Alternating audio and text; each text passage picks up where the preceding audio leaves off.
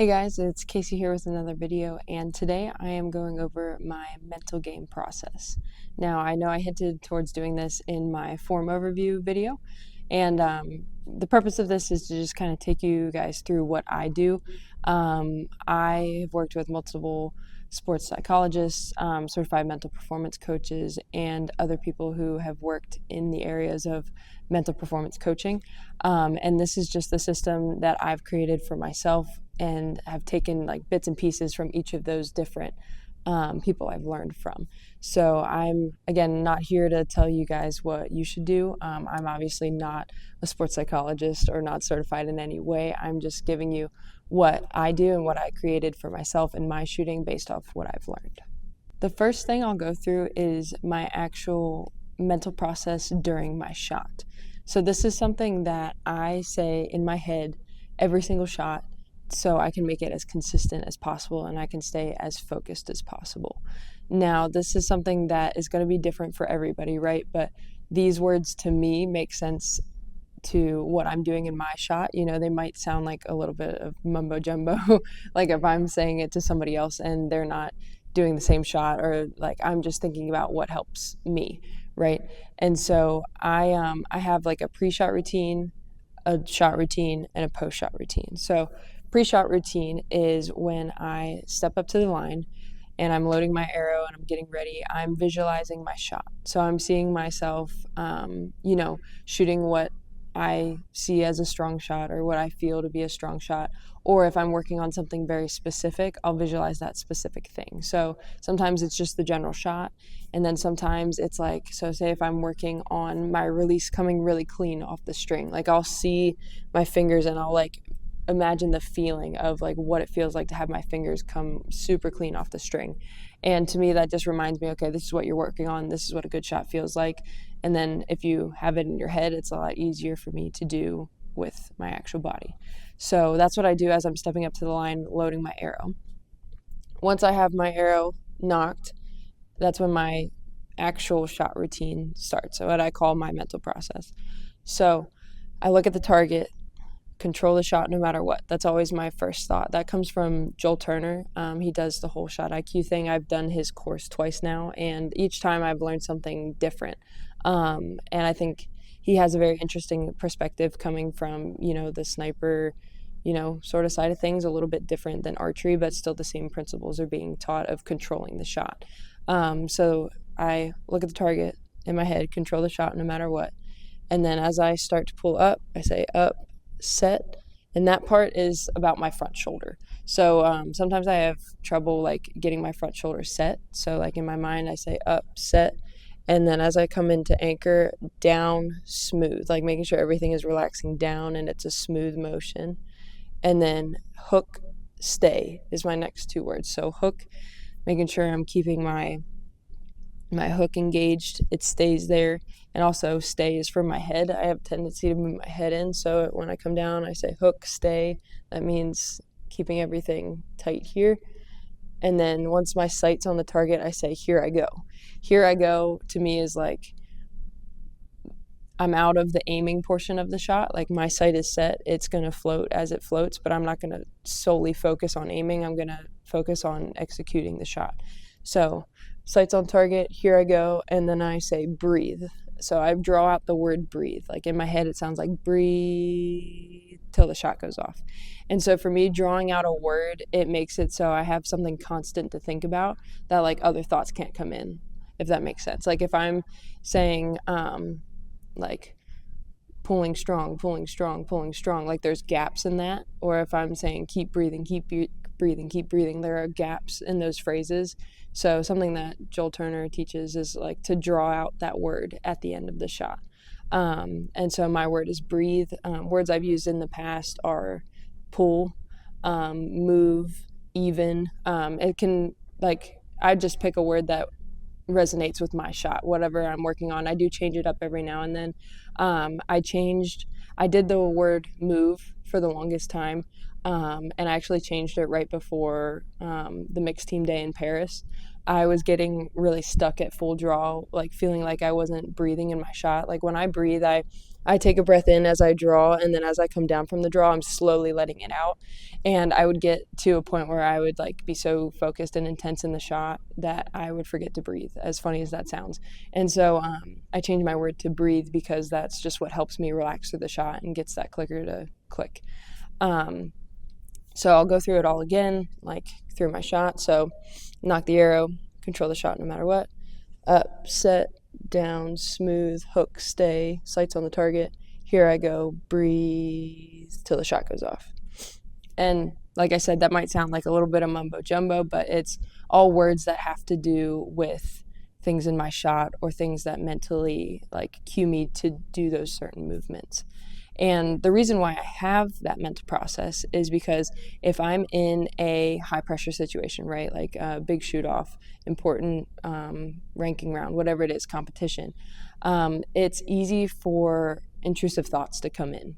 Like it happens all the time. Like I can't tell you how many times I've been shooting around and I'll be clean through like 6-7 ends and I'll be like, oh, I'm gonna shoot 300. Like random thoughts go through our head all the time. It's just how it is. But for me, like I might have those thoughts while I'm walking to the target back and forth or something like that. But in my shot, I am always fully focused on that process. And it gives me something to rely on when the nerves kick in or when, it's high stake pressure and all that.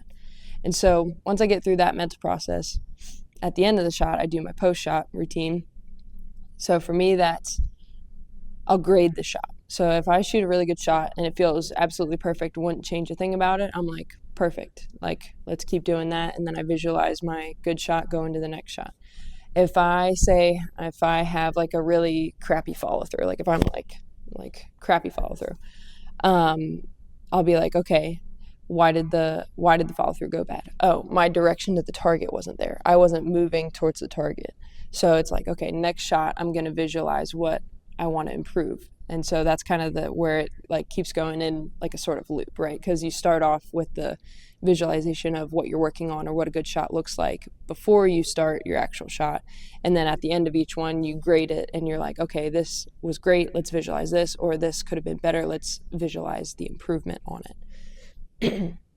And this just gives me, a good way to reflect on my shots and not like really dwell on them too much. Like it's easy to assess and be like, okay, boom, that was good, let's do it again.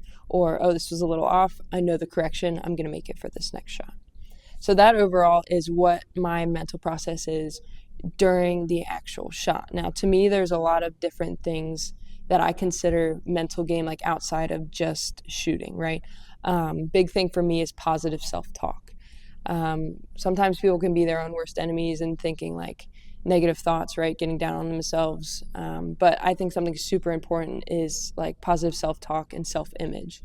There's a lot that you can do for yourself as far as confidence. And so something I like to do, like I just talk to myself. Like a lot of people like mention like while I'm in matches, like I heard people say it to me like in Chicago, they were like, I saw you like on this in that stage match, like talking to yourself, like what is that? And like literally all I'm saying is like, you got this, just one more good shot, one shot at a time. You do this all the time. You love archery. You're here to win and you're going to do it. Like it's anything that gets me locked in and keeps me positive is what positive self-talk is to me. And so I just do that over and over. And it's usually like, I do it while I'm walking back and forth to the target, but most of the time, like on the stage when you're rotating shots, like you kind of have some dead space in there, if that makes sense. Like when you're shooting a ranking round, you're on the clock, right? But you're at your own pace, like, and so I get in my mental process and my rhythm really easily. But when you're on the stage, like you have that 20 seconds to shoot, right? And then your opponent has 20 seconds to shoot. And so there's like that little like bit of dead space while you're waiting for the opponent to shoot, that a lot of times like that's when the intrusive thoughts go in, because you're breaking from your normal practice routine or your normal qualification routine, right? And so that's when I like to do a lot of positive self-talk. Sometimes I do it in my head. Sometimes I do it like just quietly whisper it to myself, because that makes me listen to it more, right? You can be loud in your head, but actually saying it to me, like that usually helps a little bit more for me to actually like resonate with it. So that's something I find huge in mental game process is just positive self-talk. And then also I do affirmation cards or impact statements.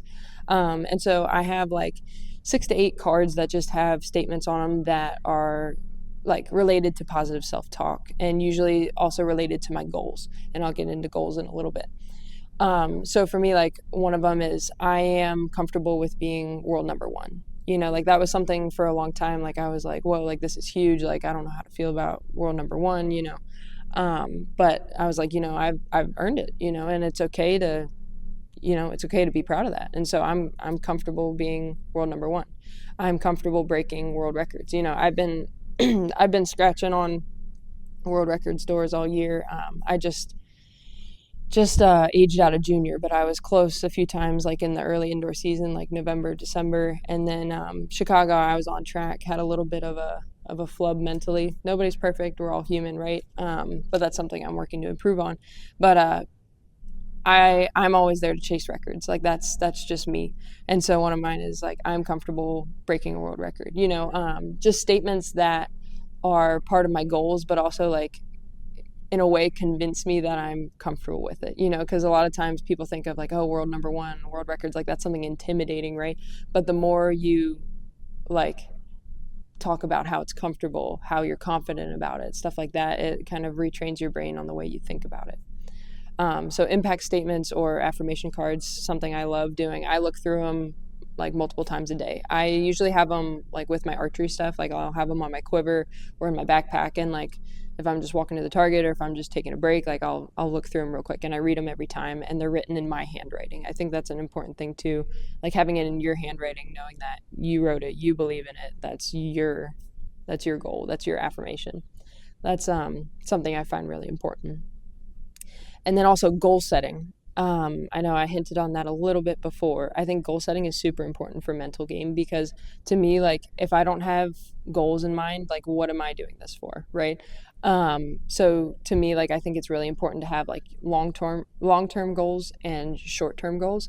Like I have goals set for 2028, 2028 Olympics. I have goals set for myself through Vegas. I have this goal. It's I will shoot a 300 in Vegas by 2027.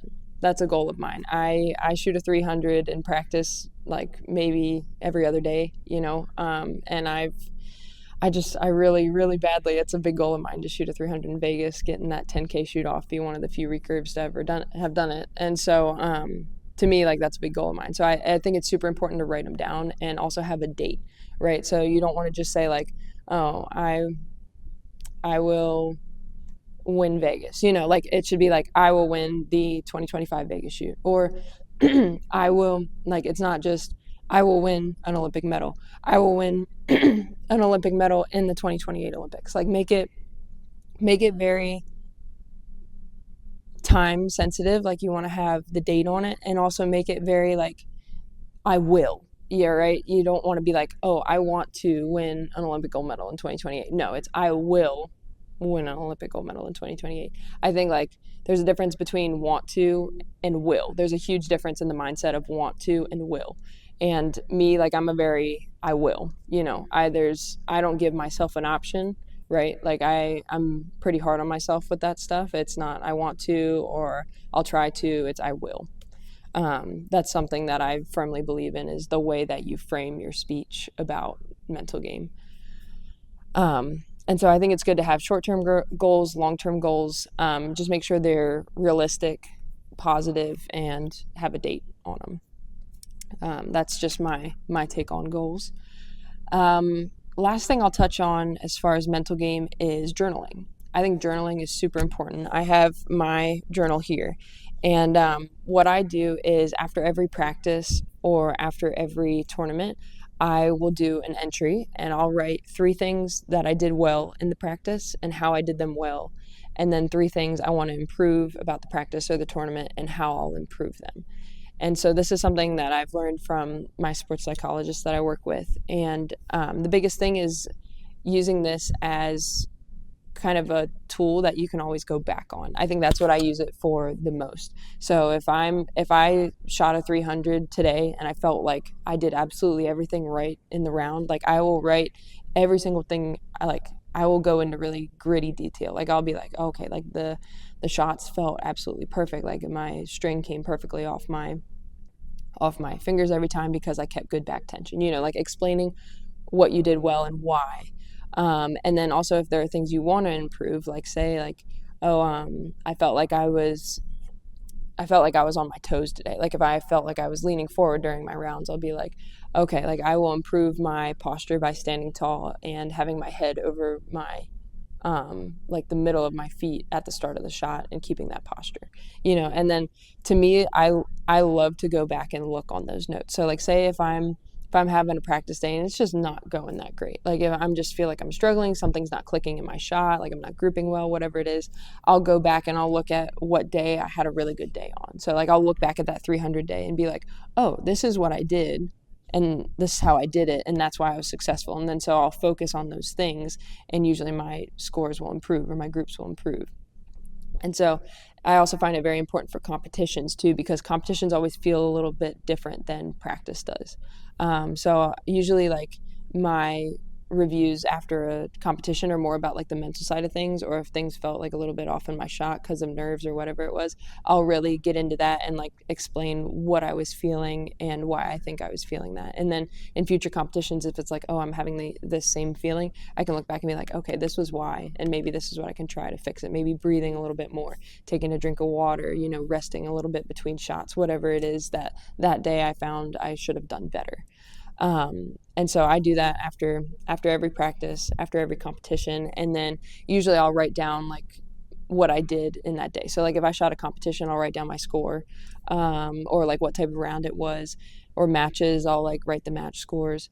If it's a practice, like depending on if I do a training drill, I'll write that down. If I was working on something with equipment, I write that down. I think that's also important, like logging equipment stuff. That's not so much on the mental side, but logging equipment stuff I think is super important, because then you can go back and be like, oh, I changed this day and I saw my scores change because of it, things like that. But journaling as far as mental game, I think just gives you peace of mind to be like, okay, like I have notes on every practice day I've done for the last however long, and I can go back and look on it and be like, okay, I'm confident that on this day I shot good, and I wrote my thoughts and feelings on why it went well, and so I'm going to try and replicate that for the next time. And I also write down my goals in my journal. I think that's super important to have those together, because you can always go back and look at everything all together. Just have peace of mind that you have your goals set up and that you're working on your shot, your mental, and it's all in one place to reflect on. So that is an overview of what I would call mental game. Again, it's a mix of like having that mental process, positive self-talk, setting goals, and of course, journaling. I think all of those things are super important. It's what works for me. Again, like I'm not going to say I'm qualified to tell you guys what to do. I'm just explaining what has worked for me so far in my archery career. And I'm also not out here to say that I'm, unstoppable because of this, right? Like I obviously have times where mentally I, have a little lapse, right? Everybody's human. Nobody's going to be 100% on the top of their game all the time. But for me, being a professional athlete, shooting these high pressure shoots, like things like the Olympics, World Championships, World Cups, the Indoor World Series, stuff like that. This is just what has helped me and led me to be successful. I would love to hear any questions you have about this. Again, I know that was a lot of information, so I will do my best on getting back to your questions. So drop them in the comments. Thank you for liking and subscribing, and I'll catch you next time.